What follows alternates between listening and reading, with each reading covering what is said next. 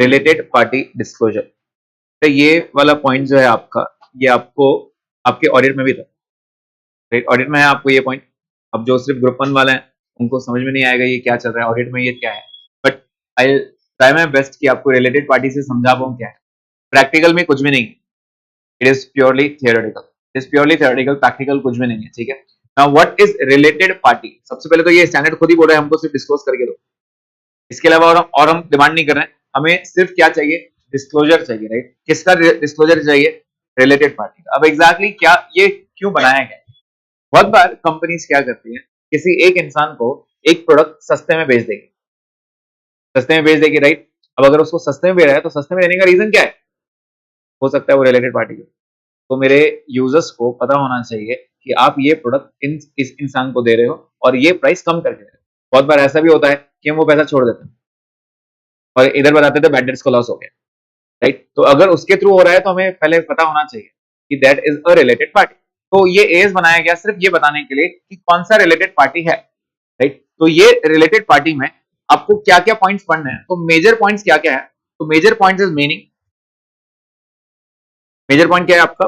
Meaning. Second major point आता है आपका रिलेशनशिप्स, कि कौन रिलेटेड है एग्जैक्टली क्या पता करना है। और तीसरा मैंने यहाँ पे पॉइंट बताया आपको, डिस्क्लोजर। बस ये 3 पॉइंट्स में ये एज खत्म। What exactly do you want? तो 3 चीजें हैं, कौन सी?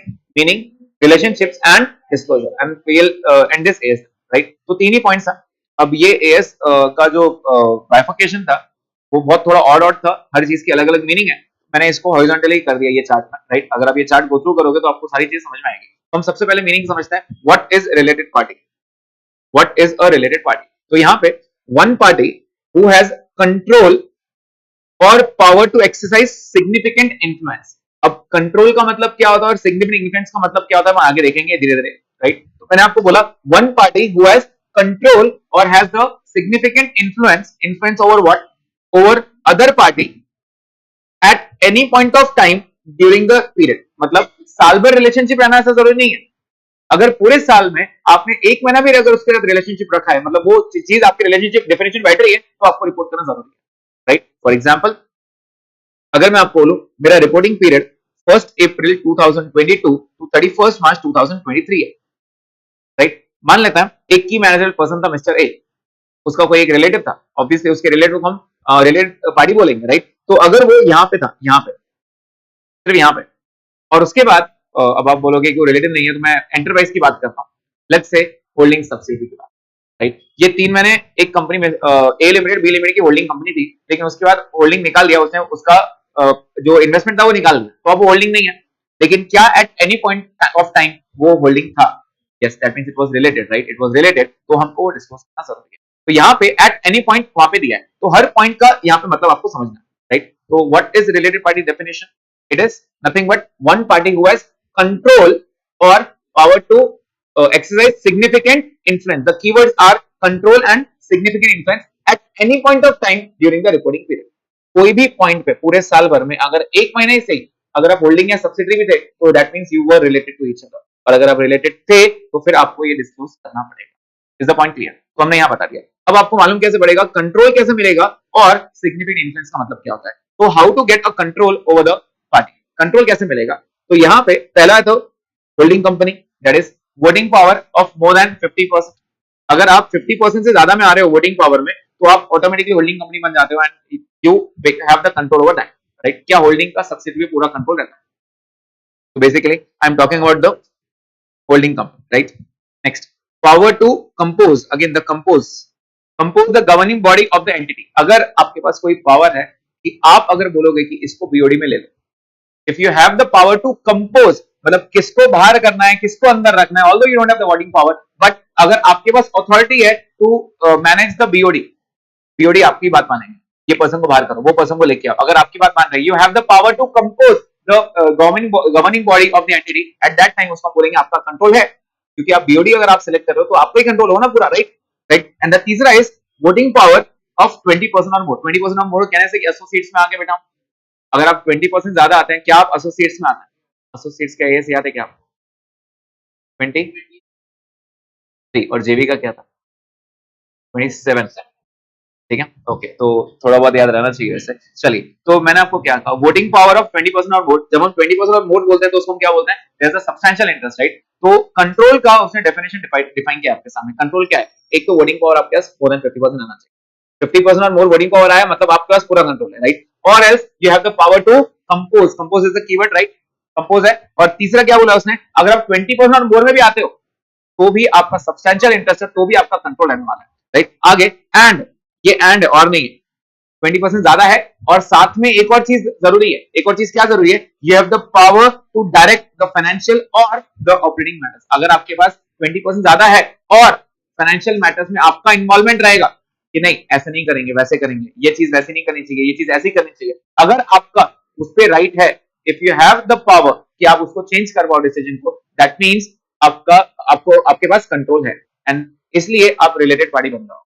Are you getting this point? That means control होना बहुत जरूरी है। कंट्रोल के डेफिनेशन में उन्होंने 3 पॉइंट्स बताए, प्लीज बताइए 3 पॉइंट्स कौन से हैं। सबसे पहले, वोटिंग पावर शुड बी 50% और more. Second, compose, right, you have the power to compose the governing body of the entity. And third, voting power 20% और मोर मतलब सब्सटेंशियल इंटरेस्ट हो गया, एंड साथ में you have the power to direct the financial और operating matters of the company.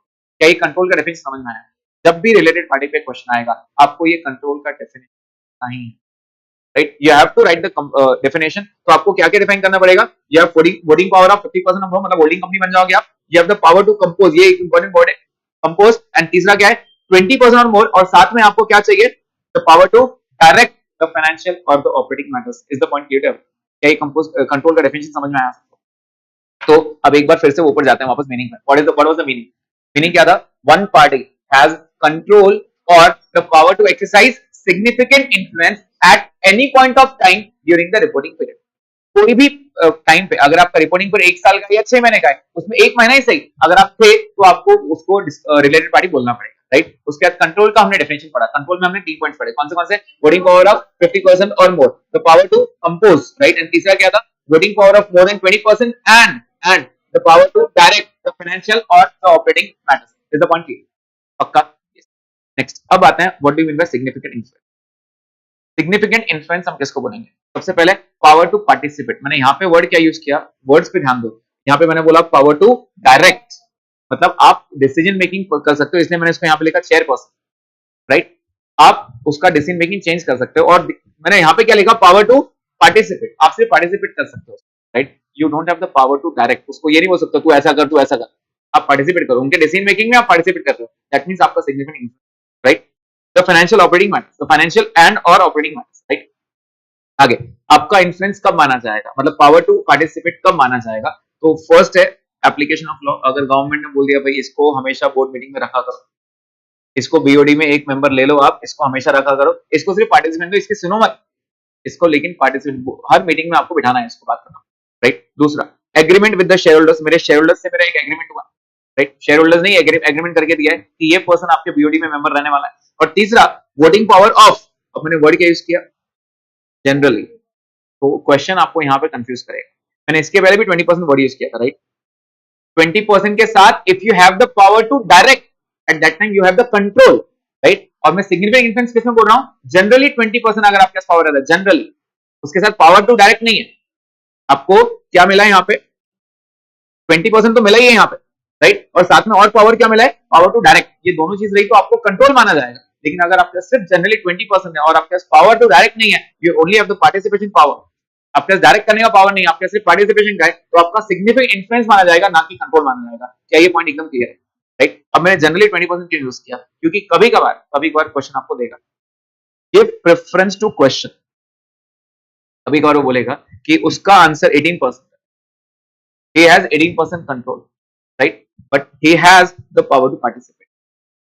तो क्या हम इसको बोलेंगे इसका सिग्निफिकेंट इन्फ्लुएंस है? The answer is yes. और कभी कभार बोलेगा 22% भी मना कर, वो बोलेगा कि हमारा 22% है, 22% है, but he does not have the power to participate.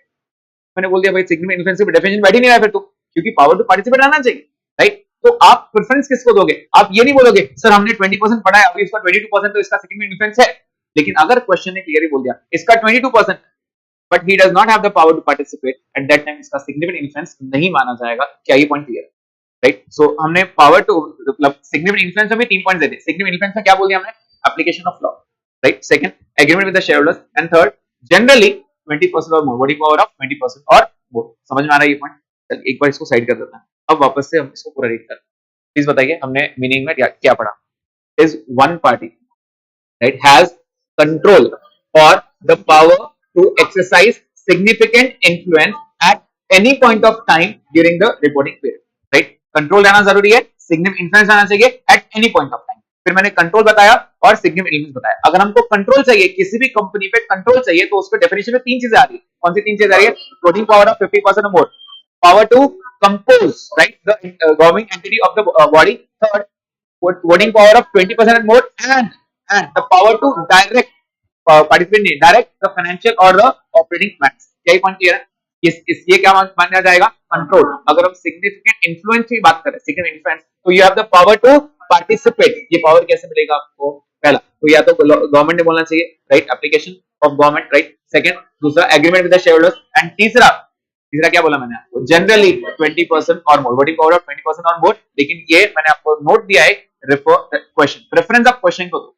कभी कभार वो 18% ही बोलेगा it has the power to participate, तो उसको बोल देना ठीक है, हम सेगमेंट इन्फ्लुएंस मान लेंगे, राइट। और अगर वो बोलता है it does not have the power to participate even if 22%, then also हम क्वेश्चन को ही प्रेफरेंस देंगे और साथ में नोट भी लिख देंगे। जनरली 20% पे सेगमेंट इन्फ्लुएंस माना जाता है, but in the present scenario क्योंकि क्वेश्चन ने ऐसा दिया तो हम नहीं मानते। ये नोट आपने हमेशा देना, right. So whenever related party एक क्वेश्चन पूछेगा तो आपने कंट्रोल और सिग्निफिकेंट इन्फ्लुएंस का रेलेवेंस देना ही देना। समझ में आ रहा है? पक्का? तो हमने इसका मीनिंग समझ लिया, right. So we are down with the first point. पहला पॉइंट समझ में आया। मैंने टोटल ये एस को तीन पार्ट्स में बांटा था। कौन से तीन पार्ट्स थे?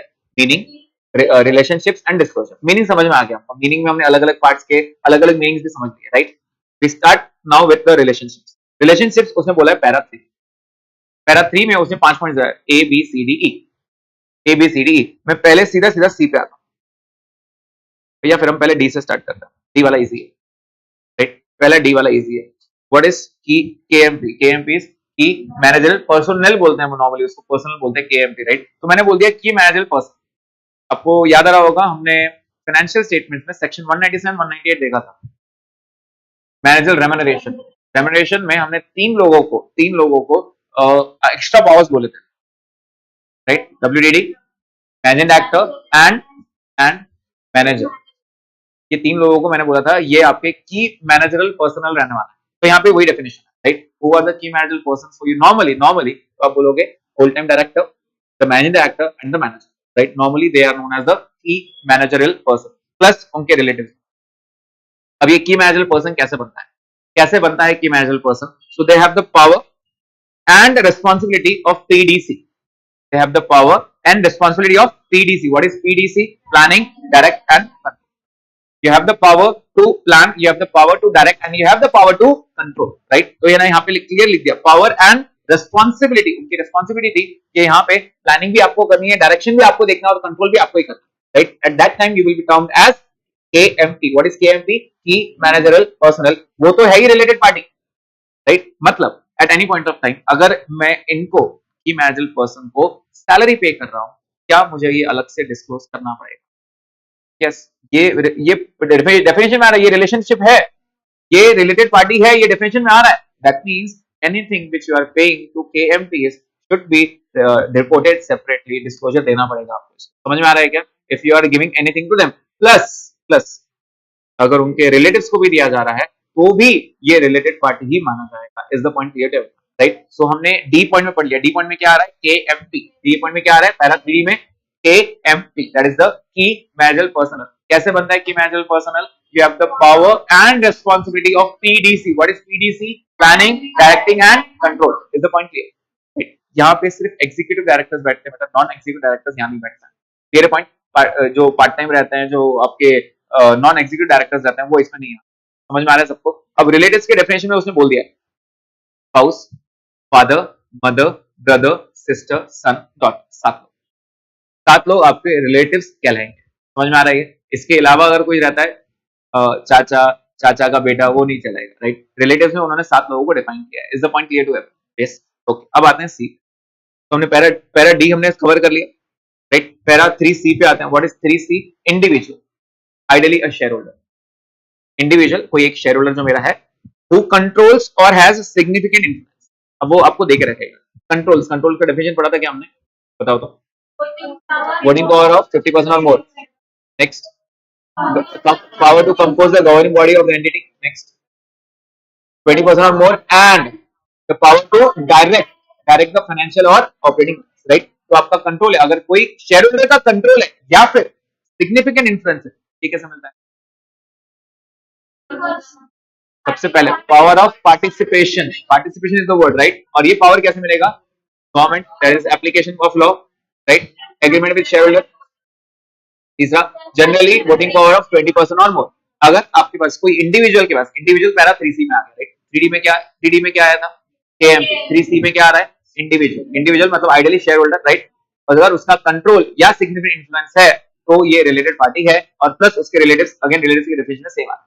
तो रिलेटिव्स मैंने दो बार जोड़ दिया, 3C में और 3D में। 3C क्या था? 3C individual. 3D क्या था? KMP। Is the point. अब आते हैं हम ऊपर 3A और 3B। What is 3A? Enterprise other than individual, मतलब 3C को छोड़ के। 3C में इंडिविजुअल थे ना, तो यहाँ पे एंटरप्राइज की बात कर रहा हूं, विच डायरेक्टली और indirectly through subsidies, which directly or indirectly through subsidies control or are controlled or under common control of reporting entity। अब इसका मतलब क्या होगा? जैसे मैं आपको बोल दूं, ये A है, ये B है। A holds 90% of B, 90% of B। क्या A और B रिलेटेड पार्टी है? यस, क्योंकि A होल्डिंग कंपनी है और B के लिए B सब्सिडरी कंपनी। समझ में आ रहा है? मतलब अगर मैं A के पॉइंट ऑफ व्यू देखूं तो A बोलेगा B is my subsidiary, so it is related, तो B limited is related party, right? और अगर B के पॉइंट ऑफ व्यू सोचूं, मैं बोलूंगा A is related party because A is holding company, right? और मैं आपको बोल रहा हूं B ने इन्वेस्ट किया है 50% इन C, 50% इन C, राइट? अब मुझे बताओ, क्या A C को भी कंट्रोल कर पाएगा? कंट्रोल कर पाएगा। चलो एक काम करते हैं, इसको 60% कर देते हैं, थोड़ा इजी हो जाएगा आपके लिए। 60%। अब मुझे बता सकते हो A का C के ऊपर सिग्निफिकेंट इन्फ्लुएंस है या कंट्रोल है? अच्छे सोच के बताओ, मुझे कोई जल्दी नहीं। कंट्रोल के लिए तीन चीजें रहती हैं जरूरी है। क्या तीन चीजें थी बेटा? वोटिंग पावर ऑफ 50% और more. Next, power to compose, मैंने बताया नहीं आपको पावर टू कंपोज है या नहीं है। थर्ड, 20% और more, and power to direct. Power to direct मैंने बोला नहीं अब तक। तो मैं फर्स्ट पॉइंट पर अटका हूं, मेरा होल्डिंग तो कुछ है नहीं, राइट? होल्डिंग नहीं है, लेकिन इसका 60% है। 90% ऑफ 60 कितना होता है? अल्टीमेटली मैं इनडायरेक्टली थ्रू सब्सिडरी 54% उसमें रख रहा हूं, मतलब कहना है मेरा कंट्रोल है उसके ऊपर, because I am holding more than 50%। Are you getting this point? समझ में आ रहा है? तो अल्टीमेटली मेरा कंट्रोल बन जाता है इसके ऊपर। Are you getting this point? Right? तो इस तरह हम ये चेक करते हैं। तो मैंने आपको क्या बोला, विच डायरेक्टली मतलब होता है यहाँ पे मैं बी को डायरेक्ट कंट्रोल कर रहा हूँ, राइट? और सी को इनडायरेक्टली थ्रू अ सब्सिडरी में कंट्रोल कर रहा हूँ। क्या ये पॉइंट समझ में आ रहा है? राइट? तो यहाँ पे वर्ड क्या दिया है?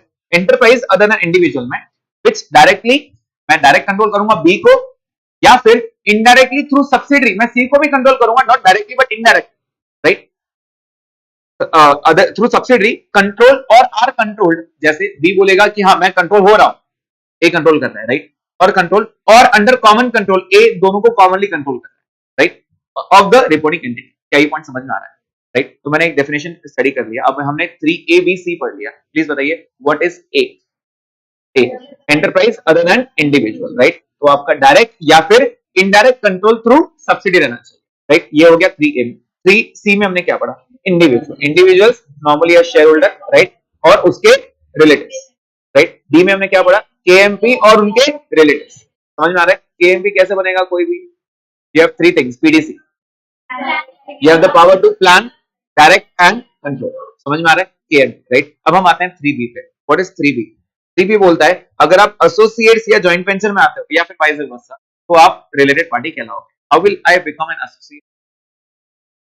If I hold more than 20%, इसका मतलब मेरा कंट्रोल है या सिग्निफिकेंट इन्फ्लुएंस? सिग्निफिकेंट। मतलब अगर आप कोई कंपनी के एसोसिएट हो, राइट? हाँ, अगर मैंने आपकी कंपनी में इन्वेस्ट किया या आपने, या फिर हम दोनों एक दूसरे रिलेटेड पार्टी बन जाते हैं, राइट? तो हम दोनों एक दूसरे को रिलेटेड पार्टी कहलाएंगे। मैंने 25% होल्ड किया, 25%, right? At that time we will be termed as related party. क्या ये पॉइंट क्लियर है? तो हमने ए बी सी डी पढ़ लिया। प्लीज बताइए ए बी सी डी क्या क्या पॉइंट्स थे? ए was enterprise other than individual. B, associates and joint venture. C, individual. And fourth, क्या पॉइंट समझ में आ रहा है?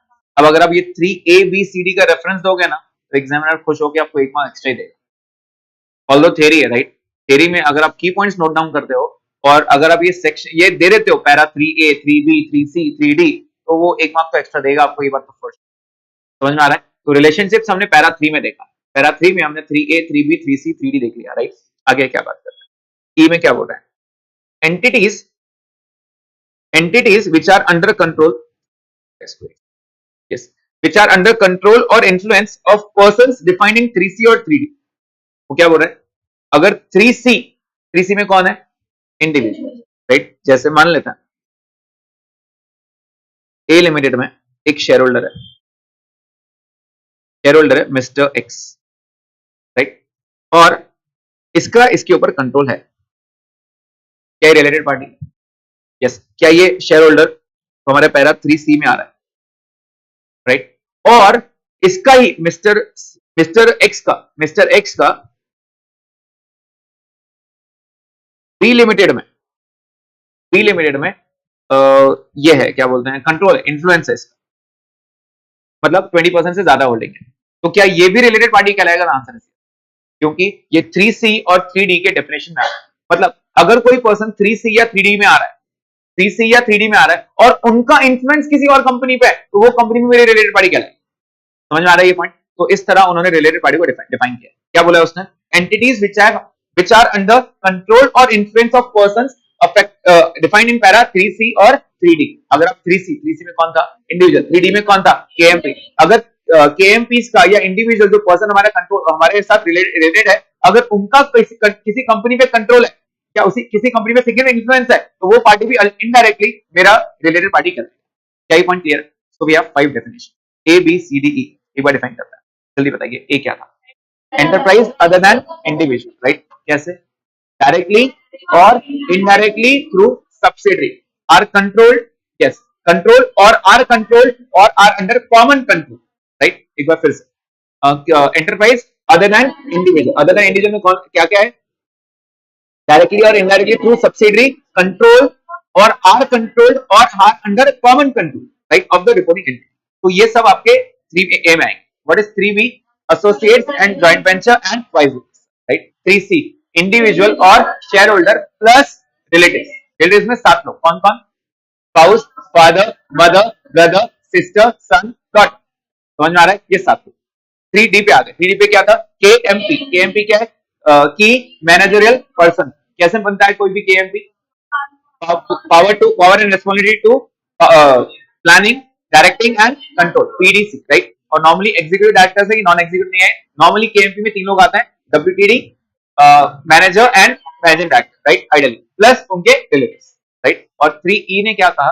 अगर आप 3C या 3D में आते हो और आपका अगर कोई इन्फ्लुएंस या कंट्रोल है तो वो सामने वाली पार्टी भी हमारी रिलेटेड पार्टी कहलाएगी। क्या पॉइंट क्लियर है? तो we are done with 2 points. पहला पॉइंट क्या था? Meaning, definition, right? Second point क्या था? रिलेशनशिप। वापस आते हैं मीनिंग। बार बार रिवाइज करेंगे तो ये चीजें हमको अभी से लर्न हो जाएगी, राइट? वापस आते हैं मीनिंग से हम स्टार्ट करते हैं। One party, right, has control और power to exercise significant influence at any point of time during the reporting period. Control का डिफाइन करते हैं।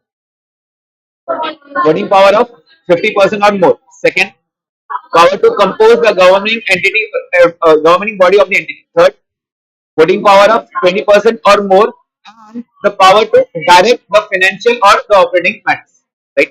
उसके बाद हम significant influence पे आते हैं। significant influence का important point क्या है? power of participation, not power of direction, right? power of participation ये कैसे मिलेगा? एक applying by law, right? application of law। Second, agreement to shareholders, agreement with shareholders। and third, generally 20% or more voting power, right? लेकिन मैंने आपको बताया ये वाले पावर में एक नोट है अपने पास, रेफरेंस किसको देंगे? क्वेश्चन। जो क्वेश्चन बोल रहा है उसके हिसाब से आप पढ़ेंगे। क्या पॉइंट क्लियर है? देन हम रिलेशनशिप में आ गए। रिलेशनशिप में हमने पैरा 3 देखा, पैरा 3 में 3A B C D E देखा। वापस से ए की बात करेंगे। ए क्या था? Enterprise other than individuals, right, who are having direct और इनडायरेक्ट कंट्रोल थ्रू सब्सिडरी और आर कंट्रोल और are under common control of the reporting entity, right? 3B में आएंगे। 3B में क्या था? associates and joint ventures and vice versa. 3C में क्या था? इंडिविजुअल्स और share holders plus relatives. Next 4 में क्या था? केएमपी कैसे बनता है? पीडीसी से. पीडीसी क्या है? Power of planning, directing and control, right, plus उनके रिलेटिव्स. और पैरा 3E में एंटिटीज एंटिटीज का क्या है? covered under para 3C and 3D who have the influence on someone and that time that will also be termed as related party. क्या ये relationship का definition समझ में आ गया सबको? पक्का लिख पाओगे क्या? गुड. ये इतने सारे नोट्स बनाने का कुछ तो फायदा हुआ. ओके, तो उन्होंने एक बार ये भी बोल दिया है कि किसको आप रिलेटेड पार्टी नहीं बोलोगे. A common director, a common agent, agent through अगर सप्लाई हो रहा है, supplier, customer, government. Although government का आपके पास पूरा रहता है, गवर्नमेंट ने बोल दिया नहीं तो नहीं, फिर भी उसको कंट्रोल नहीं बोले. समझ में आ रहा है क्या? अगर उसने बोल दिया कि नहीं आप ये नहीं करना तो ऑब्वियसली नहीं करना पड़ेगा. अगर गवर्नमेंट बोलता है, लेकिन उसको हम ये नहीं बोल सकते कि हमारा आपका सिग्निफिकेंट इन्फ्लुएंस है इसके, राइट. तो गवर्नमेंट को हम नहीं बोल सकते हैं. ट्रेड यूनियन एम्प्लॉइज क्या कैसे आएगा पार्टिसिपेशन? तो मैं वही बोल रहा हूँ, इसको रिलेटेड पार्टी नहीं बोलेंगे. ऐसा तो गवर्नमेंट का हर कंपनी पे, तो सबको डिस्कस करूं क्या? गवर्नमेंट तो हर कंपनी को कंट्रोल कर सकती है ना, कि नहीं आज से ये कंपनी बंद, आज से ये कंपनी ये यहाँ पे फैक्ट्री नहीं डालेगी, उधर फैक्ट्री डालना. गवर्नमेंट सब कुछ कंट्रोल कर सकते हैं, राइट. इसका मतलब सब पे इन्फ्लुएंस है ना. फिर ये तो कॉमन इन्फ्लुएंस है ऑल ओवर इंडिया, हम सब पे डिस्क्लोज करेंगे या नहीं? तो government is not a related party. समझ में आ रहा है? ऑल्दो उसका इन्फ्लुएंस सब पे रहेगा, but it is not a related party. मेरे कस्टमर्स, मेरे एजेंट्स, मेरे सप्लायर्स, ट्रेड यूनियन मतलब employees, right, trade unions and providers of finance. Just because bank ने मुझे लोन दिया है और मैंने उसको बोल दिया ठीक है आप मेरी मीटिंग में आके बैठ जाना, मैं आपको क्या बोल रहा हूँ, जस्ट बिकॉज बैंक ने लोन दिया और मैंने बोला ठीक है आप मेरी मीटिंग में आके बैठना, हम जो कर रहे हैं तो सुनना sir, does not mean he is a related party. समझ में आ रहा है? ऑल्दो उसको पार्टिसिपेशन दिया, मैंने उसको बोला ठीक है तू मीटिंग में आके बैठ, but he is just a provider of finance. वो सिर्फ अपने पैसों को सेफ रखना चाहता है कि हमने जो तुमको लोन दिया तुम बराबर जगह लगा रहे हो क्या, मालूम पड़ा लोन लेके भाग गया या लोन सिर्फ लॉस में लगा रहे, तो हम सिर्फ मीटिंग में बैठेंगे, हम कुछ नहीं बोलेंगे, वो सिर्फ बैठना. Although they are attending the meeting, but they don't have the power to control or they don't have any significant influence. At that time, it will not be termed as related party. Is the point clear? तो यहाँ पे कौन-कौन नहीं आएगा? हम normally ये director को word हटा देते हैं. Agent, suppliers, customers, government, trade union, powers of finance. नहीं आ सकता है, मतलब वो कॉमन डायरेक्टर्स है, मतलब नॉर्मली वो बोलते हैं ना नॉन एग्जीक्यूटिव डायरेक्टर्स, राइट, जिनका होल्डिंग कुछ नहीं रहता है, दे डोंट अटेंड, वो सिर्फ नाम के लिए डायरेक्टर्स हैं, राइट. एट दैट टाइम उसको हम कॉमन डायरेक्टर्स बोल देते हैं. जनरली ये वर्ड नहीं आता है, but agent, suppliers, customers, government, trade union, providers of finance. अब इनके ऊपर वो क्वेश्चंस कैसे पूछेंगे? एक सप्लायर है जो एक एम्प्लॉय का रिलेटिव है, और क्योंकि वो एम्प्लॉय से कनेक्टेड था तो उसने अपने को सस्ते रेट में दे दिया. Is he a related party? No, he is not a related party, क्योंकि एम्प्लॉय का मेरे कंपनी में कोई कंट्रोल नहीं था. समझ में आ रहा है? एम्प्लॉय के थ्रू, अब एनीवेज अगर वो सस्ते में दे रहा है एक बार, राइट, अगर उससे सस्ते में मैंने किसी और से ले लिया मेरे बार्गेनिंग पावर की वजह से, तो it does not mean related party. ये बार्गेनिंग पावर था, राइट. तो ये रिलेटेड पार्टी के डेफिनेशन में आता नहीं है. सबसे पहले आपको ये चेक करना पड़ेगा कि ये रिलेटेड पार्टी है क्या, बाद में आगे की बात करो ना. समझ में आ रहा है? हाँ, अगर ये केएमपी का रिलेटिव रहता, उसके थ्रू आता, तो केएमपी खुद रिलेटेड पार्टी है और उसका रिलेटिव भी हमारा है, राइट, और उसके थ्रू सस्ते रेट में आ रहा है, उसके थ्रू हम किसी और को सस्ते रेट में दे रहे हैं, तो वो टाइम पे वो रिलेटेड पार्टी है. Is the point clear to everyone? Right. तो मैंने कौन रिलेटेड पार्टी नहीं है ये भी बता दिया आपको. गवर्नमेंट रिलेटेड पार्टी नहीं है, customers, directors, trade union, providers of finance, ये सब रिलेटेड पार्टी नहीं है. क्लियर? ओके. अब बात करते हैं डिस्क्लोजर की. डिस्क्लोजर्स, तो डिस्क्लोजर्स में मैंने आपको बताया 2 पॉइंट्स. क्या है? Transaction exist and no transaction during the relationship. मतलब ऑल्दो रिलेशनशिप में थे लेकिन ट्रांजैक्शन ही नहीं हुआ, राइट. मान लेते हैं A to B, B to C, मतलब A has a holding in B and B has a holding in C. समझ में आ रहा है? और वहां पे कोई ट्रांजैक्शन हुआ ही नहीं. हमने बोल के रखा हाँ ये रिलेटेड पार्टी है, लेकिन A ने C को कभी कुछ भेजा ही नहीं. फिर मैं क्या डिनोट क्या करूं? कोई ट्रांजैक्शन ही नहीं हुआ ना उसके बीच, राइट. तो आपको फिर कुछ डिस्क्लोज करना है या नहीं करना है वो बात. तो पहले मैं बात कर रहा हूँ ट्रांजैक्शन हुआ है, कुछ तो ट्रांजैक्शन हुआ. तो ट्रांजैक्शन आप क्या क्या डिफाइन करोगे? तो आपको 7 चीजें डिफाइन करनी पड़ती है. मैंने ऑल्दो 3 में लिखा है, लेकिन आपको 7 चीजें डिफाइन करनी पड़ती. क्या ये 7? During relationship, right. क्या लिखा मैंने यहाँ? नेम एंड रिलेशनशिप, ये दो हो गए. Name and relationship with related party. आपका नाम क्या है और आपका क्या रिलेशन है? पहला नाम और उसका रिलेशनशिप, ये दो बहुत इजी पॉइंट है, ये डिस्कस करना पड़ेगा. Nature of transaction, the volume and the element. Nature of transaction, आपने क्या बेचा, कितना बेचा, क्या रेट में बेचा. नेचर ऑफ ट्रांजैक्शन, राइट, आपने क्या बेचा, कितना बेचा, वॉल्यूम कितने में बेचा, whether it was normal price और whether it was abnormal price. अब अगेन ये पॉइंट को लेके एग्जामिनर क्वेश्चन करेगा आपसे, क्वेश्चन ये करेगा कि की मैनेजर पर्सन का एक रिलेटिव है और रिलेटिव को मैंने माल बेचा, जो मार्केट प्राइस है ना वही रेट में बेचा मैंने, क्या इसको डिस्क्लोज करना जरूरी है? मैंने उसको नॉर्मल मार्केट प्राइस में बेचा, कोई डिस्काउंट नहीं दिया मैंने, ऑल्दो रिलेशन बताया उसने, अरे यार आपका जो डायरेक्टर है, जो आपका एग्जीक्यूटिव डायरेक्टर है, मैं उसके रिलेशन में हूँ, चलो उसका बेटा ही है, और उसको बोला ठीक है भाई तू बेटा होगा, लेकिन मैं तुझे मार्केट प्राइस भी दूंगा, इसको डिस्क्लोज करना जरूरी है या नहीं है?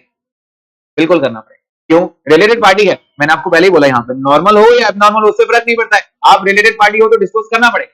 क्या ये पॉइंट समझ में आ रहा है? राइट, तो व्हाट यू डिस्क्लोज, अगेन यहाँ पे 3 पॉइंट्स आ गए, transaction, nature of transaction, volume and element. Right, may it be normal, may it be abnormal, आपको डिस्क्लोज करना ही है। अगर आप रिलेटेड पार्टी हो तो you need to disclose, may it be at the market price also, या even more than that or even less than that.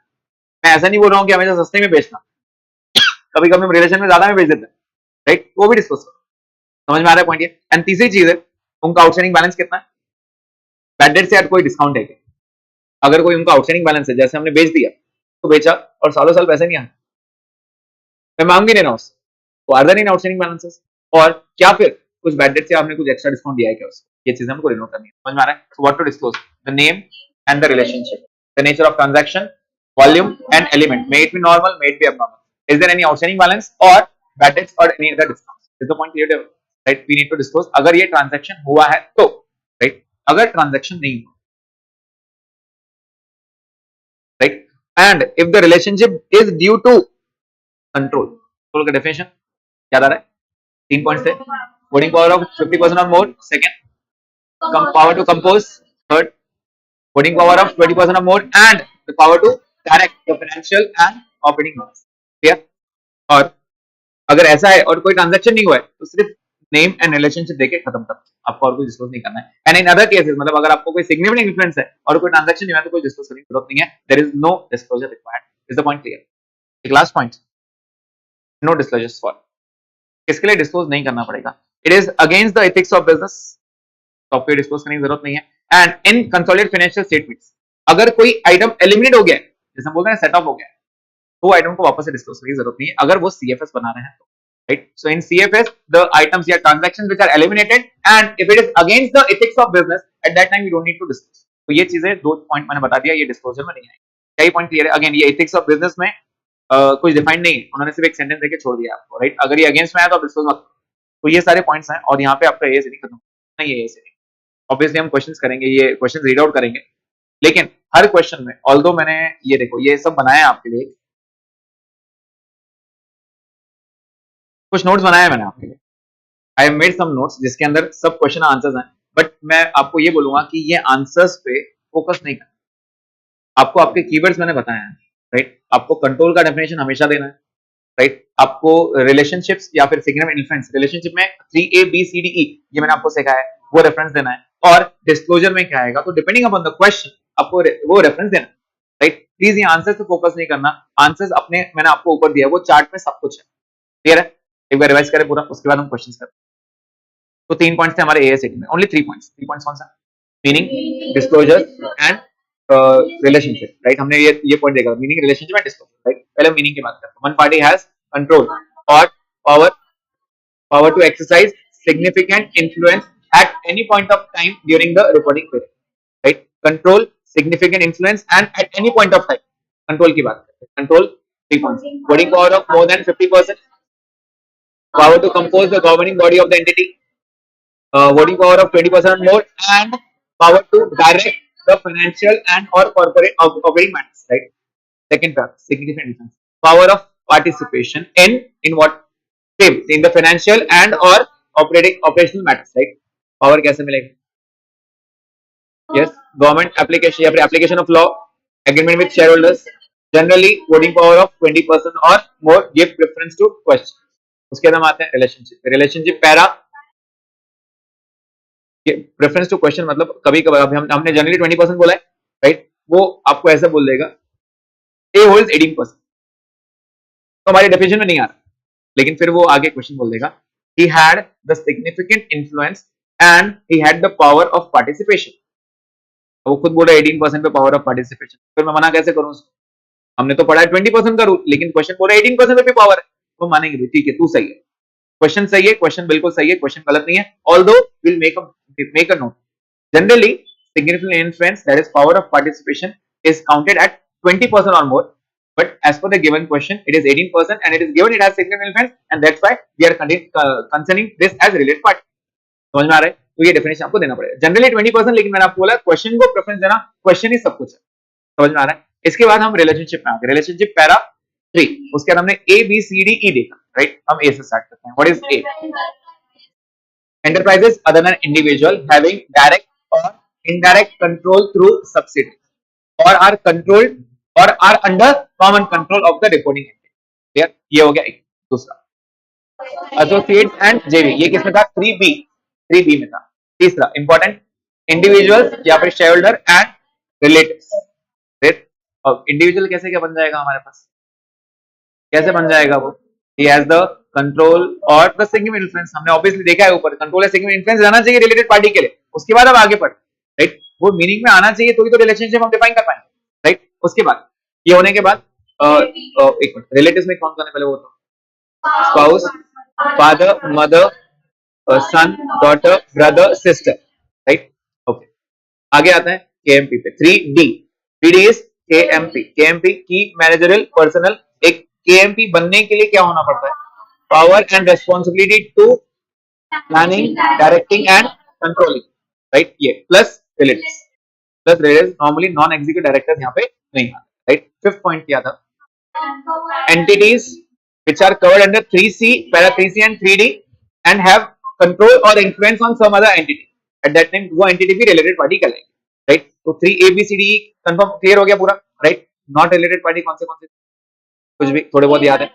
Common agents, suppliers, customers, trade unions, government, right? तो providers of finance, just because bank ने loan दिया है वो आके हमारे हमारे meeting में आके बैठा है, does not mean he has significant influence in that, right? Next ये हो गया। उसके बाद हमने सीखा डिस्क्लोजर। डिस्क्लोजर में दो पॉइंट्स थे, ट्रांजैक्शन हुआ है, ट्रांजैक्शन नहीं हुआ है, transaction exist during relationship and no transaction exist, right? अगर ट्रांजैक्शन एग्जिस्ट हुआ है तो सात चीजें, name and relationship, right? Nature of transaction, volume and element, made be normal, made be abnormal, आपको देना ही पड़ेगा, राइट? एंड तीसरा outstanding balances and credits or any other discounts given, right? If there is no transaction, मैंने आपको बताया एक, अगर आप डायरेक्ट कंट्रोल वाले हो या फिर अदर केसेस में, अदर केस में कोई जरूरत नहीं है, अगर आप डायरेक्ट कंट्रोल वाले हो तो आपको सिर्फ name and relationship, that's it, right? और फिर मैंने आपको बोला कि एक चीज ऐसी है जहां पे आपको डिस्क्लोजर नहीं देना पड़ता है। डिस्क्लोजर कब नहीं देना पड़ेगा? Which is against the ethics of business and in CFS if any transactions are being eliminated, is the point. पक्का डन हो गया? ये सेटिंग पवार डन हुआ क्या? ओके, 5 मिनट, 5 मिनट, आप लोग की पॉइंट्स नोट डाउन करो अभी, जल्दी जल्दी देखते ना आप खुद कितना बना सकते हो। I am giving you 5 minutes, ठीक है? ऑनलाइन स्टूडेंट्स आप लोगों को भी लिखना है 5 points, you have to jot down the points. ये लिखना आ गया ना अभी आपको, तो ए सेटिंग सच में कवर हो गया पूरा।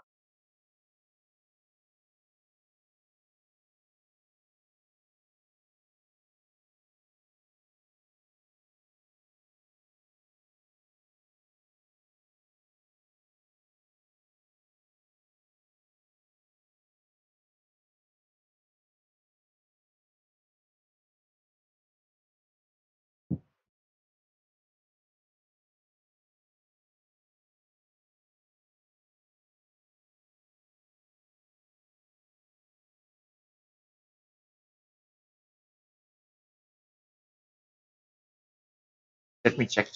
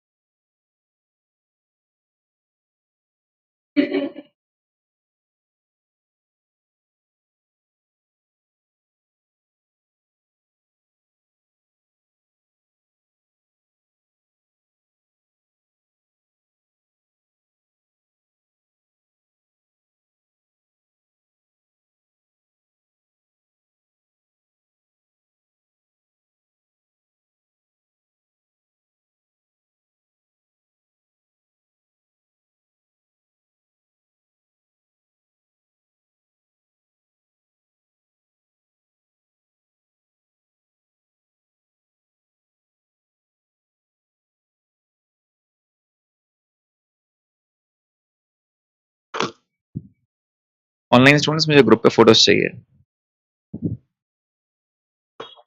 ग्रुप पे नहीं भेजोगे, पर्सनली भेजोगे तो भी चलेगा।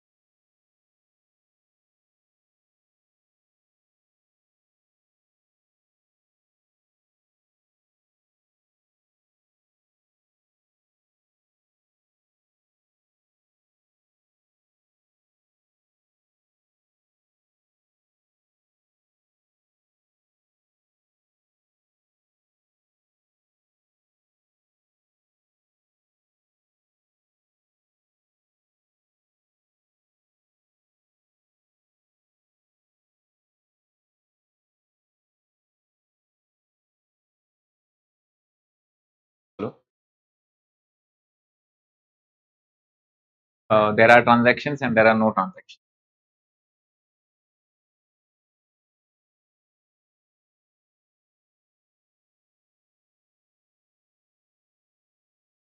तो हुआ क्या? ऑनलाइन स्टूडेंट्स फोटो नहीं है मेरे पास अब तक।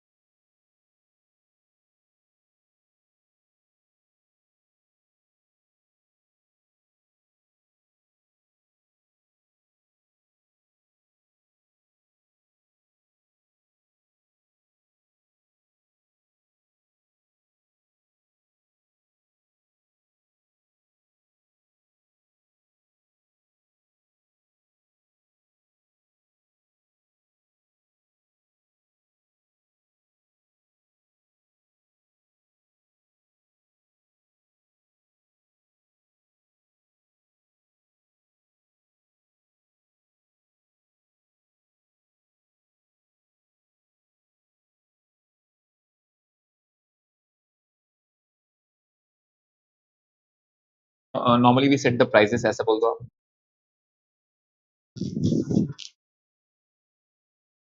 हाई लो जो भी वैल्यू रहेगी, whatever it is, whatever it is, may it be low, may it be high, or may it be at the market price, it hardly matters, you have to disclose. If you are a related party, you have to disclose. तो आपको इसके base पे questions आएंगे। तो मैंने market price पे दिया है तो मैनेजर बोल रहा है हम डिस्क्लोज नहीं करेंगे, तो हम बोलेंगे it is against AS18, right. If you are a related party you have to disclose. मिलेंगे अभी आपको क्वेश्चंस, आपको खुद पढ़ते से समझ में आना शुरू हो जाएंगे। बोलो। कंट्रोल और आर कंट्रोल्ड और are under common control. Control है, यस, या फिर हम पर किसी का कंट्रोल है, या फिर हम कॉमनली कंट्रोल कर।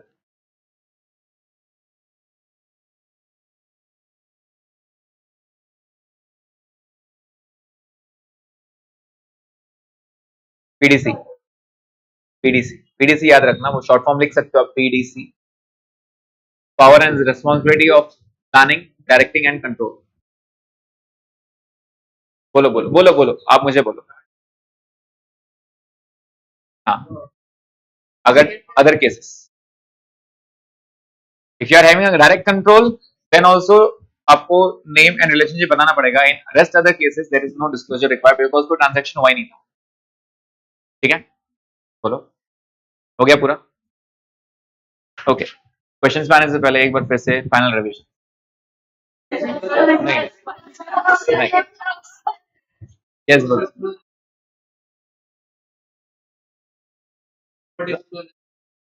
नो डिस्क्लोजर में एक एथिक्स और इन CFS if the transactions are being eliminated। तो क्या होता है ना, हम एक ही चीज अगर 5-6 बार पढ़ते हैं ना, बाद में अगर वो कभी भी आया तो वो क्लिक होता है कि हमने पढ़ा है ये चीज, राइट। स्टार्ट करें। AS18 3 पॉइंट्स कौन से? Meaning, relationship and disclosure. पहले बात करते हैं meaning.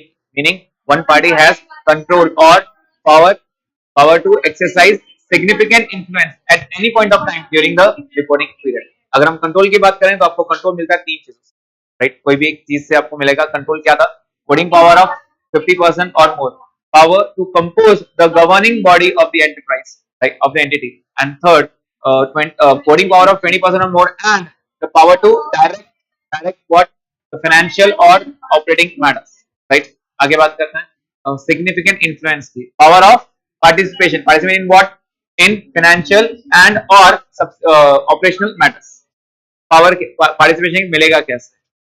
Applying application of law, अगर गवर्नमेंट ने बोल दिया, agreement with share holder, and third, generally voting power of 20% और मोर। अगर ऐसा रहता है तो आपका सिग्निफिकेंट इन्फ्लुएंस है, ऐसा माना जाता है, राइट। उसके बाद हम yes give reference to question. Yes Bhagyash, thank you.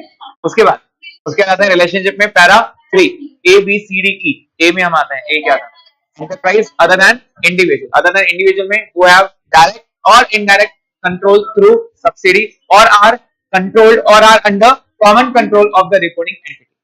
Second, 3B, associates and JVs and vice versa। 3C, individuals, that is shareholders plus their relatives। D, KMP कैसे बनता है? When they have the power and responsibility of PDC, planning, directing and control, right, plus उनके relatives। And E में क्या आएगा? Entities who have influence or control which are covered under 3C and 3D, right। अगर इनका भी किसी और पे इन्फ्लुएंस है तो वो भी रिलेटेड पार्टी है, राइट। और लास्ट में हमने आया डिस्क्लोजर पे। डिस्क्लोजर मैंने आपको बताया there transaction exist and no transaction. जब ट्रांजैक्शन होता है रिलेटेड पार्टी के साथ तो आपको 7 चीज डिनोट करनी पड़ती है। कौन सी? Name and relationship, right. Nature of transaction, volume, element, may it be normal, may it be abnormal, outstanding balances and bad debts और एनी अदर डिस्काउंट, राइट। तो ये 7 चीज हमने नोट कर दी। अगर ट्रांजैक्शन ही नहीं हुआ है तो फिर डायरेक्ट कंट्रोल वाले में सिर्फ आपको 2 चीज करनी पड़ेगी। क्या? नेम एंड रिलेशनशिप, और अदर केसेस मतलब सिग्निफिकेंट इन्फ्लुएंस रहा तो नो क्या रहेगा? No disclosure, right. और फिर मैंने कहा there is no disclosure required in 2 cases, right? 2 cases, if it is against the ethics of business, and second in CFS if the transactions are being eliminated, right? और फिर मैंने आपको बताया some of the parties are not related parties, वो होते हैं common agents, trade unions, providers of finance, customers, suppliers, right? ये सब हमारे क्या हैं? They are not the related parties just because मेरा बार्गेनिंग पावर अच्छा है, मैंने आपसे बहुत सस्ते में चीज लिया, इसका मतलब ये नहीं कि आप मेरे रिलेटेड पार्टी बन गए। इट हैज, इसका मतलब होता है कि I have a greater bargaining power.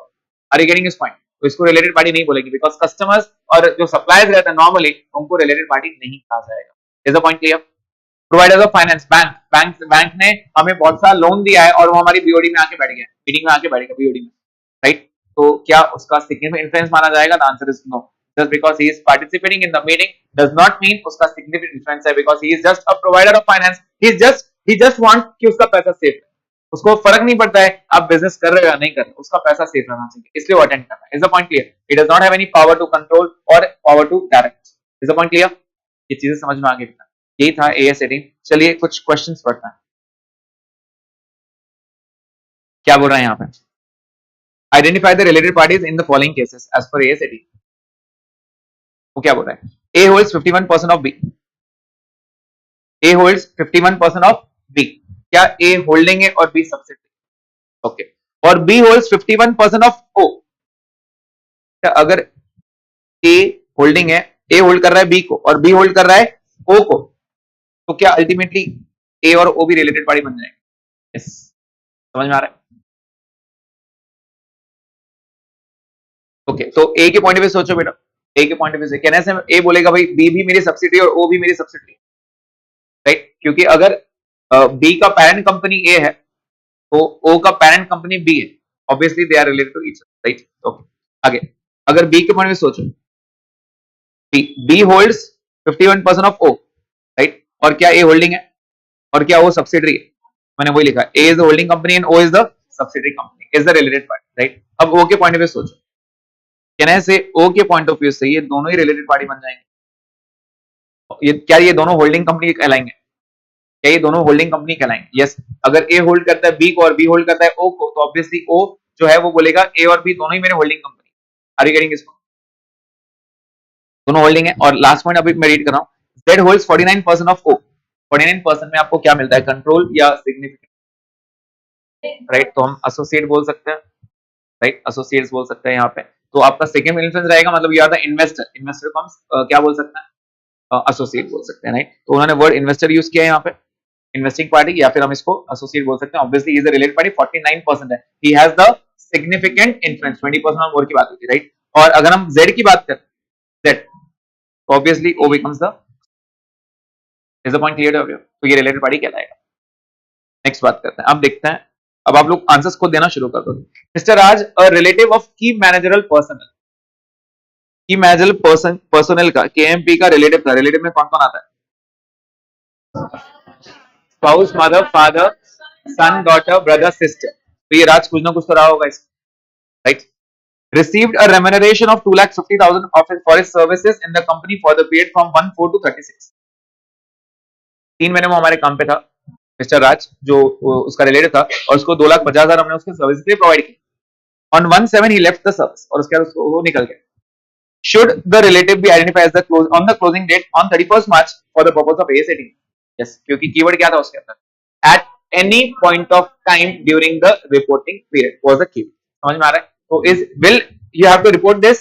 The answer is yes, you need to report, because उसका मीनिंग आपको डिफाइन करना पड़ेगा। मीनिंग क्या था? मीनिंग क्या था? मीनिंग क्या था? नॉर्मली अपना नॉर्मल मीनिंग क्या था AS 18 में? Meaning one party has control और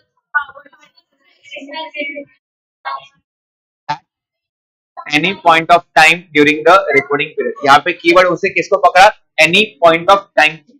are you getting this point? समझ में आया सबको? ये टेक्निकल क्वेश्चन पे बताइए। अच्छा, ये सेम क्वेश्चन, सेकंड वाला सेम क्वेश्चन, रीड करो। X Limited sold goods to its associate company during first quarter. After that, related party relation ceased to be exist। उसके बाद associate नहीं है। क्यों नहीं है? पैसा निकाल लिया होगा हमने, हमने जो पैसा उस कंपनी में लगाया था हमने वापस निकाल लिया, राइट? तो अब वो एसोसिएट नहीं है। However, goods were supplied to any other ordinary customer। जैसे हम नॉर्मली कस्टमर को देते हैं, मतलब normal price. Decide whether transactions of the entire year have to be disclosed as related party। क्या पूरे साल भर के ट्रांजेक्शन आपको डिस्क्लोज करने पड़ेंगे? यस और नो? कहना से फर्स्ट क्वार्टर में, तो अब इतना ही बोलेंगे कि फर्स्ट क्वार्टर में रिलेटेड पार्टी था, तो फर्स्ट क्वार्टर का ही सेल्स आपको डिस्क्लोज करना पड़ेगा, इसके बाद और कुछ करने की जरूरत नहीं है। Is the point clear to everyone? आपको क्लियर समझ में आ रहा है? At any point of time अगर वो पॉइंट पे था तो आपको पूरे साल का डिस्क्लोज करने की जरूरत नहीं है, वो पीरियड का डिस्क्लोज करना है। Is the point clear? Yes, third question पे आइए। फोर्थ, एक मिनट, थर्ड हो गया, sorry, fourth. Arohi Limited sold goods for 90 lakhs to Anya Limited during financial year 31st March 2021. The managing director of Arohi owns 100% of Anya Limited. क्या बोलता है? Managing director of Aarohi, right? इसका जो MD है मतलब KMP, उसका 100% मतलब कहने से वो कंपनी उसकी है, राइट? वो जो केएमपी है वो उसके जो केएमपी है उसकी ही company, right? The sales were made to Anya Limited at normal selling price. Normal selling price पे दिया गया है, followed by Arohi Limited. The chief accountant of Arohi Limited contends that these sales need not be require a different treatment from the other sales made by the company, and hence no disclosure is required as per the accounting standard. आप कौन से A, B, C, D, E किस में बैठ रहे हो? E में बैठ रहे हो, बिकॉज आप ये KMP कहां पे आ गया?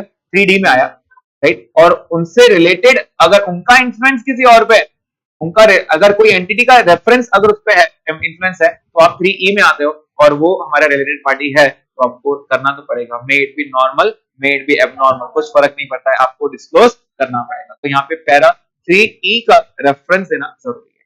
Is the point clear to everyone? चीजें समझ में आ रही है सब?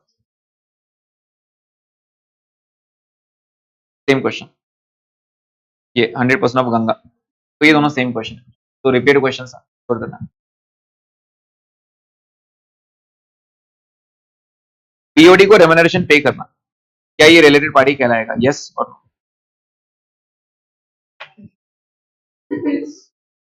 क्यों? बीओडी में कौन कौन आता है? क्या बीओडी में डब्ल्यूटीडी आता है? इज डब्ल्यूटीडी और केएमपी? अब जवाब आप दे सकते हो क्या? Non executive directors.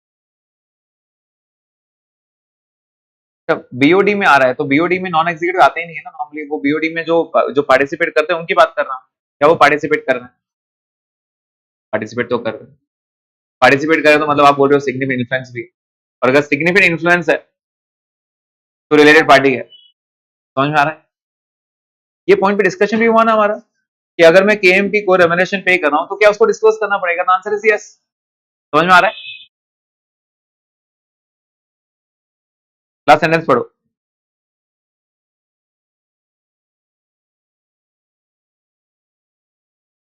राइट? अच्छा, आप इसके अंदर क्या रेफरेंस दोगे? केएमपी का डेफिनेशन दोगे। Who is a KMP? KMP कहां आता है सबसे पहले बताओ? कौन से पैरा में आ रहा है? पैरा 3D में। और केएमपी बनता कैसे? Power and responsibility of PDC. PDC क्या है?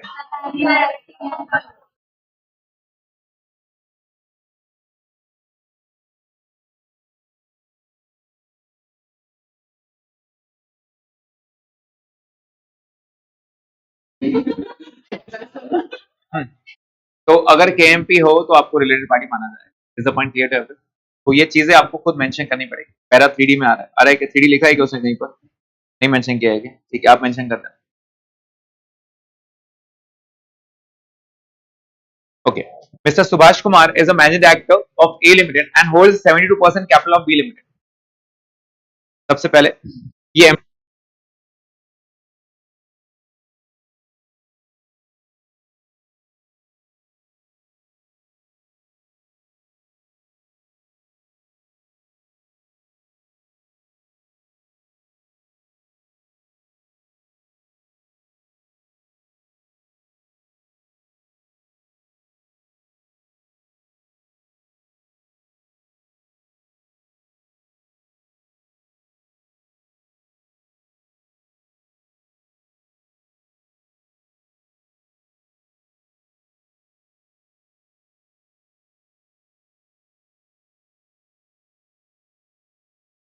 check online students, please check.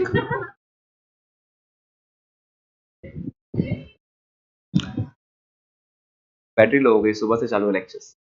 Okay, तो अब बताइए, तो सबसे पहले ये जो ये वाला पॉइंट है, ये मैनेजिंग डायरेक्टर वाला पॉइंट, आप कौन से पैरा में आ रहे हो?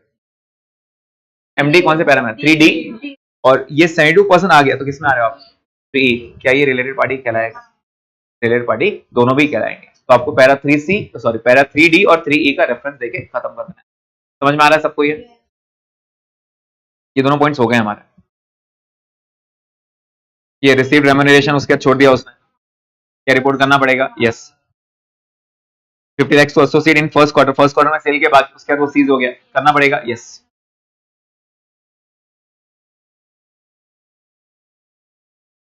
कैसे करेंगे बता दो।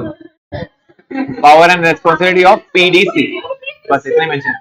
क्या प्रॉब्लम है? अब है तो क्या करेंगे, बस करना है बस। और 6 क्वेश्चन, 6 क्वेश्चन को हार्डली 6 से 8 मिनट लगेंगे। ओके, प्लीज ध्यान दीजिए। अच्छा, पहले दूसरों से कुछ नया question please. R Limited has a 60% voting right in S Limited, right? 60%, तो क्या ये होल्डिंग सब्सिडरी वाला रिलेशन है? And S Limited has 15% voting right in T Limited. सबसे पहले दो कंपनीज कौन से? RS कितना परसेंट है? 60%, और S का T में कितना है? 15%। समझ में आ रहा है? और R Limited directly enjoys voting right of 10% in T. कौन एंजॉय कर रहा है राइट? R T पे कितना परसेंट होल्ड कर रहा है? 10%। क्या 10% से सिग्निफिकेंट इन्फ्लुएंस माना जा सकता है? नहीं। ओके, लेकिन ये तो हो गया डायरेक्ट कंट्रोल, राइट? क्या ये डायरेक्ट कंट्रोल हो गया? डायरेक्ट हो गया। और पैरा 3A क्या बोलता है आपको? 3A क्या था? 3A क्या था? क्या था? Enterprise other than individual, right? who have direct और indirect control through subsidiary। तो सब्सिडरी में चेक करते हैं 60 का 15% कितना होता है? तो 9% इनडायरेक्टली हो गया, तो टोटल मिला के कितना हो गया? अभी भी आप SI में आ रहे हो क्या? सिग्निफिकेंट डिफरेंस में नहीं आते। And therefore R and T are not related party। Are you getting this point? समझ आ रहा है? अगर मैं R और T को चेक करूं तो R and T still are not related to each other। The only reason is significant influence बैठ नहीं रहा है वहां पे। समझ में आ रहा है? क्योंकि जनरली हमने वर्ड क्या यूज किया? जनरली 20% और मोर। यहाँ पे कहीं पर भी क्वेश्चन नहीं बोला सिग्निफिकेंट इन्फ्लुएंस कैसे मिलता है, जल्दी बताओ। Significant influence application of law कहीं दिया नहीं सेंटेंस में। सेकंड क्या था? एग्रीमेंट में शेयर हुए भी नहीं है। तो तीसरा हमारे पास जनरली 20% बचता है, 19% आ रहा है।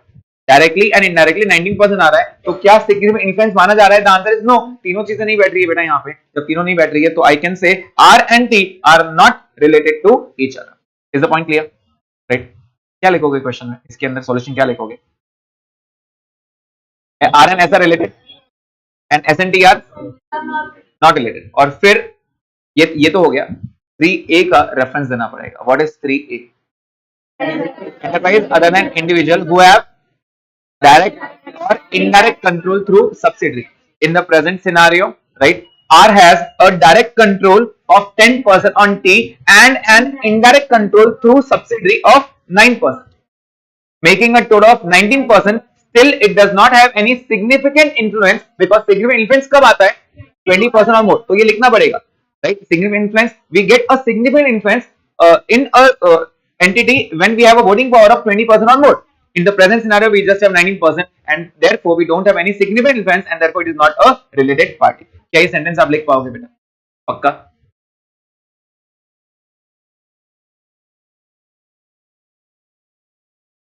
Yes। 11th, SP Hotels Limited enters into an agreement with Mr. A for running its hotel for a fixed return payable to the latter every year। वो क्या बोल रहा है? SP Hotels जो है it enters into an agreement with Mr. A। Mr. A से वो agreement में आया, right? For running its hotel for a fixed return payable to the latter every year। और SP Hotels की जगह Mr. A की जगह है, Mr. A को भाड़ा मिलने वाला है, right? वो होटल्स भाड़ा देगा Mr. A को और उसने एग्रीमेंट करवा के लिए।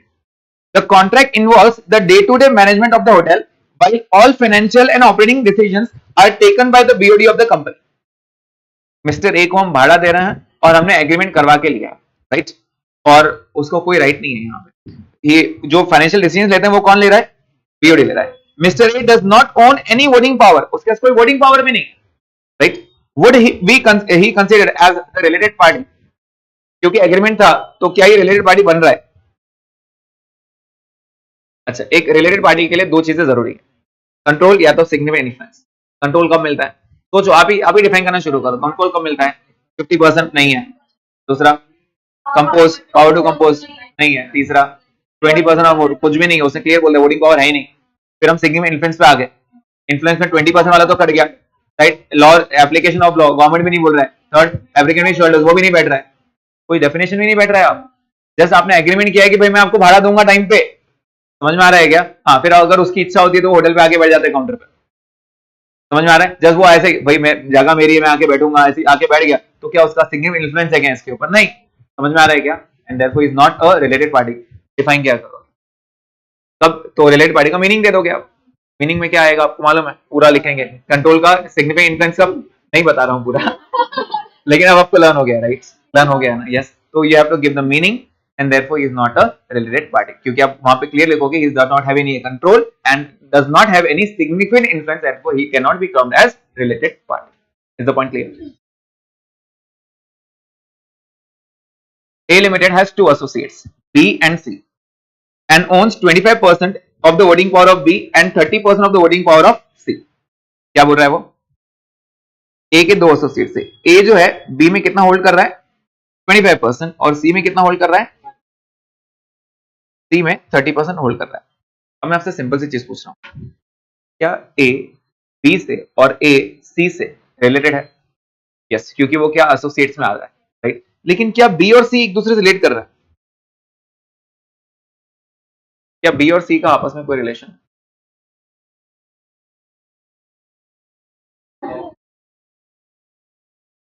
बेटा अंडर कॉमन कंट्रोल तो A दोनों को कंट्रोल करेगा, A का सिग्निफिकेंट इन्फ्लुएंस दोनों पे। क्या B और C का एक दूसरे पे इन्फ्लुएंस है क्या? नहीं। तो ये केस में B and C does not have any significant influence on each other. Under common control का मतलब होता है कि A कैन कंट्रोल टू। अब मुझे एक बात बताइए, सिंपल सी बात बताइए, अगर मैं B और C, A को एक सेकंड साइड कर दो, फिर B और C को चेक करो, क्या B C से कोई भी एंगल से रिलेट कर रहा है क्या? तो B और C का आपस का रिलेटेड पार्टी नहीं कहना है। मुझे नहीं पता ये क्वेश्चन में है, ये क्वेश्चन का फर्स्ट लाइन पढ़ा तो मैंने आपको ये सेंटेंस दे दिया। चेक करते हैं क्वेश्चन में क्या है। Would B Limited be considered as related party for the purpose of financing C Limited? अच्छा, वही पूछा उसने। तो रिलेटेड पार्टी है या नहीं है? The answer is no, right? Again इसका मीनिंग दोगे आप, मीनिंग दोगे और आपका आंसर आएगा। सिर्फ मीनिंग लिख दोगे तो भी काफी है। समझ में आ रहा है सबको? ये सब कुछ याद है आपको? 3C में क्या था? इंडिविजुअल। 3A में क्या था? एंटरप्राइज। B में क्या था? Joint venture associates. D, E entities which are significant influence, right, which are covered in 3C and 3D.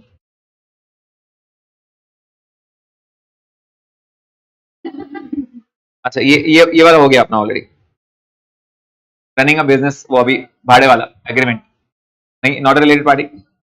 Shri Bhanu और रिलेटिव ऑफ की मैरिजल पर्सनल रिसीव रेमुनरेशन, ये भी हो गया अपना, बीच में छोड़ दिया उसने, राइट? तो क्या वो 3 महीने रिपोर्ट करना पड़ेगा? जो भी, यस, करना पड़ेगा। कॉमन क्वेश्चंस आ गए। Okay. Omega bank limited holds 25% of the voting power of B limited. तो इसने क्लियर बोले यहाँ पे क्या है, जैसे कि ये वर्ड आ गया, एक चीज आप कनेक्ट कर पा रहे हो, कंट्रोल या सिग्निफिकेंट इन्फ्लुएंस, किस में बैठ रहा है? इन्फ्लुएंस बैठ रहा है, राइट? अच्छा, थोड़ी देर के लिए ये सेंटेंस हटा दो। बैंक ने मुझे लोन दिया। अगर बैंक मुझे लोन देता है, loan as a loan, not voting power, loan देता है, तो will he be termed as related party? लेकिन उसने लोन दिया तो एग्रीमेंट करके लिया कि मैं आपकी हर मीटिंग में आके बैठूंगा, फिर भी नहीं, क्योंकि he is just a provider of finance, right? But now in this scenario is he holding the voting power? अगर वोटिंग पावर है तो does he have the significant influence? Yes. तो will he be termed as related party? The answer is yes. क्या ये point समझ में आ रहा है सबको? पक्का? तो मैं रीड कर रहा हूं, प्लीज ध्यान दीजिए। Omega bank limited holds 25% of the voting power of B limited. तो ये सेंटेंस से प्रूव हो गया कि ये रिलेटेड पार्टी है। Omega Limited also provides finance by way of loan to B Limited at market rates of interest.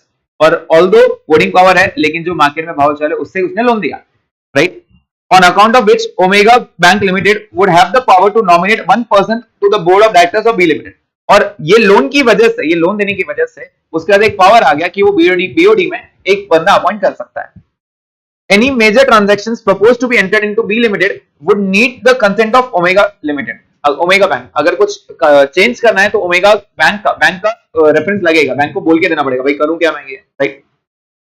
Would Omega Bank Limited be considered as related party? क्यों? Is just because he gave me the loan? No, because he has the voting power. दोनों reference देने पड़ेंगे. दोनों reference क्या देने पड़ेंगे? He has the voting power and therefore he has the significant influence. मतलब आपको पूरा डेफिनेशन देना पड़ेगा, मीनिंग पूरा लिखना पड़ेगा यहाँ पे, राइट. और फिर प्रोवाइडर ऑफ फाइनेंस का वर्ड देना पड़ेगा वहां पे. He is a related party not because he is just a provider of finance. He is the related party because he has the significant influence in the in which limited? In B Limited. Is the point clear? दोनों reference देने पड़ेंगे. मैं उसको related party provider of finance है इसलिए नहीं बोल रहा हूं, उसका वोटिंग पावर है इसलिए उसको बोल रहा हूं. Is the point clear? Yes. And the last question. क्या बोल रहे हैं? नहीं, जरूरत नहीं. कंट्रोल ओवर बीओडी का नहीं रहेगा. कंट्रोल ओवर बीओडी का कब रहता है बेटा कि मेरे पास कोई अथॉरिटी नहीं है, मैंने आपको लोन नहीं दिया, ये प्रोवाइडर ऑफ फाइनेंस है, मैंने लोन नहीं दिया, but still I have the power to control BOD, power to compose, right. तो ये कंट्रोल कर रहा है, इसका मतलब ये नहीं उसको पावर टू कंपोज है. Okay, 15th last point. In respect of key supplier who is dependent on the company for its existence. एक सप्लायर है मेरा, राइट, और वो सिर्फ मुझे ही सप्लाई करता है. अगर मैंने उसको मना कर दिया मत बेच तो शायद वो बंद हो जाएगा. Who is dependent completely dependent upon the company for its existence. वो जो सप्लाई करता है वो सिर्फ मुझे ही सप्लाई करता है और कोई इसको बेचता ही नहीं है, मतलब और कोई कस्टमर है ही नहीं उसके पास. जो भी इकलौता मैं ही कस्टमर हूं उसका. समझ में आ रहा है? और वो पूरी तरह मेरे पे ही रिलाय कर रहा है, पूरी तरह मुझ पे रिलाय कर रहा है. And the company enjoys influence over the price of its supplier. तो मैंने सप्लायर को बोल दिया भाई देख मैं ये रेट में लेने वाला हूं, देगा क्या? अब उसके पास कोई ऑप्शन नहीं, वो दे रहा है मुझे सस्ते में, राइट. वो मुझे सस्ते में दे रहा है तो मैंने उसको पूरा इन्फ्लुएंस रखा मेरे प्राइस पे. जो प्राइस बोलूंगा वही प्राइस देना पड़ेगा, तू तेरे हिसाब से नहीं देगा. उसने ठीक है सर, ओके, जो आप बोलोगे वही, जो आप बोलोगे वो price, right. which may be formally which may not be formally demonstrable. Can the supplier of the company be termed as related party? क्यों? He is just a supplier, right? That means यहाँ पे bargaining power आ रहा है. We have the bargaining power. He does not have any control. He does not have any significant influence. It's just we have the bargaining power, right? It does not mean that he is the related party. क्या ये point समझ में आ रहा है? पक्का? क्या आप सारे क्वेश्चंस खुद से एनालाइज कर पाए बेटा? शायद सिर्फ वो एक क्वेश्चन 19 वाले पर्सन में मैंने थोड़ा आपको डायग्राम ड्रॉ किया तो आपको समझ में आया. और वो ए बी और ए सी याद आ रहा है? ए बी और ए सी. ए ने बी में होल्ड किया 25 और इसमें सी में 30 किया, लेकिन बी और सी आपस में कंट्रोल नहीं रखते हैं, therefore they are not related party. क्या ये पॉइंट समझ में आ रहा है? Each and every question we are able to answer with only the 3 points which you have learn starting में. 3 पॉइंट्स लर्न हो गए आपको, राइट. नेक्स्ट सेशन में ना जब मैं स्टार्ट करूंगा मैं पहले ये क्वेश्चंस पूछूंगा आपसे, ठीक है? कब करें इसको? Okay, will stop for today.